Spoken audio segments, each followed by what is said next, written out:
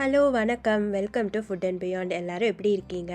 இன்றைக்கி நம்ம கொள்ளு ரைஸ் எப்படி பண்ணலாம் தான் பார்க்க போகிறோம். வாங்க. இதுக்கு நான் ஒரு 1 கப்பு கொள்ளு நைட்டே நான் ஊற வச்சுட்டேன். தண்ணியில் கொஞ்சம் தண்ணி போட்டு ஊற வச்சா போதும். இது நல்லா அடுத்த நாள் ரைஸோடு தான் நம்ம குக் பண்ண போகிறோம். நான் இது இன்ஸ்டன்ட் பாட்டில் குக் பண்ணுறேன் ரைஸை. நீங்கள் ப்ரெஷர் குக்கரில் கூட பண்ணிக்கலாம். இப்போ சாட் மோடில் நான் கொஞ்சோண்டு ஆயில் ஆட் பண்ணிக்கிட்டேன். அதுக்கப்புறம் குமின் சீட்ஸ் ஆட் பண்ணிக்கோங்க.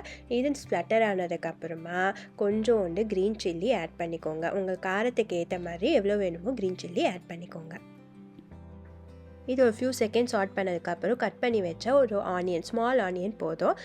இது நான் ஒரு 1 கப் பாஸ்மதி ரைஸ்க்கு நான் பண்ணுறேன். ஸோ கொஞ்சோண்டு ஒரு ஸ்மால் சைஸ் ஆனியன் கட் பண்ணி சாட் பண்ணுங்கள். அது நல்லா கோல்டன் ப்ரௌனாக ஆனதுக்கப்புறம் கட் பண்ணி வச்ச ஒரு மீடியம் சைஸ் டொமேட்டோவை நான் ஆட் பண்ணுறேன். இப்போ ஒரு ஃபியூ மினிட்ஸ் சாட் பண்ணதுக்கப்புறம் கொஞ்சம் முஷி ஆக ஆரம்பிக்குது. இந்த ஸ்டேஜில் டர்மரிக் பவுடர், கொரியாண்டர் பவுடர் நல்லா ஆட் பண்ணிவிட்டு கொஞ்சோண்டு தண்ணி வேணால் போட்டுட்டு மசாலா குக் ஆகிறதுக்கு நல்லா சாட் பண்ணிகிட்டே இருங்க. இந்த டொமேட்டோஸ் கொஞ்சம் நல்லா முஷியாக ஆகணும்.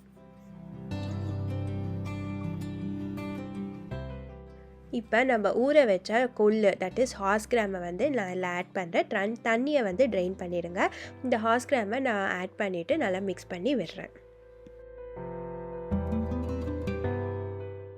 ஸோ கொள்ளுகளில் எது பண்ணாலும் தேங்காய் பால் ஆட் பண்ணிக்கோங்க. ஏன்னா கொள்ளு சூடு. ஸோ தேங்காய் பால் குளிர்ச்சிக்காக நான் தேங்காய் பால் ஆட் பண்ணுறேன். இங்கே 1 கப்பு நான் பாஸ்மதி ரைஸ்க்கு 1.5 கப்ஸ் ஆஃப் கோகோனட் மில்க்கு நான் எடுத்திருக்கேன்.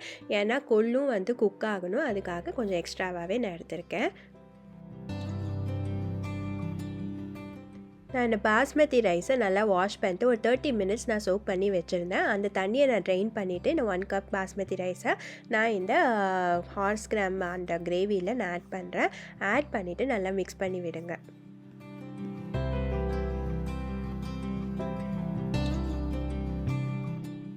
அதுக்கப்புறம் ஒரு கை அளவுக்கு ஃபுல்லாக கொரியாண்டர் லீவ்ஸ், கொத்தமல்லி நான் எடுத்திருக்கேன்.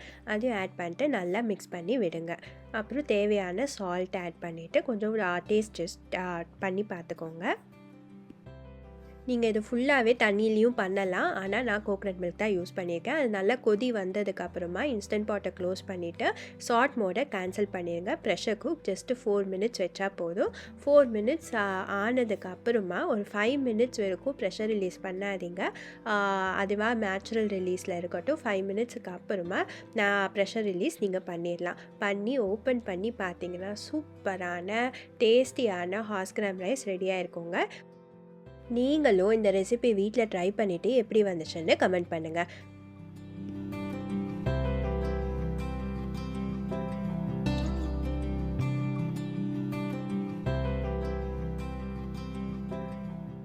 உங்களுக்கு இந்த வீடியோ பிடிச்சிருந்துச்சுன்னா லைக் பண்ணுங்கள், கமெண்ட் பண்ணுங்கள், ஃப்ரெண்ட்ஸுக்கு ஷேர் பண்ணுங்கள் அண்ட் சப்ஸ்கிரைப் பண்ண கன்சிடர் பண்ணுங்கள்.